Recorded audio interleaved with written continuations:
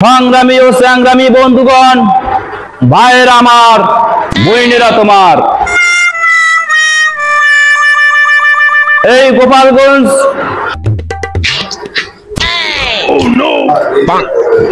Hello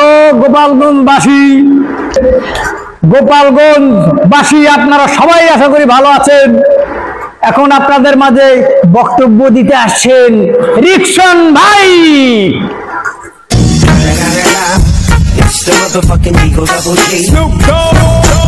প্রিয় গোপালগঞ্জবাসী, আপনাদের মাঝে আমি আজকে কিছু কথা বলতে চাই।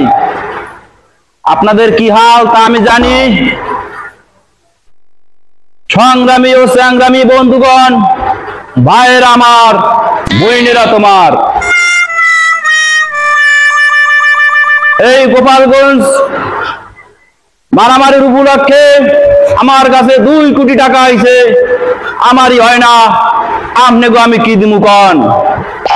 তাই আপনাদের মাঝে আমি বলতে চাই, আগামী নির্বাচনে যদি আপনারা আমার সামনে থাকেন, আমার সাথে থাকেন,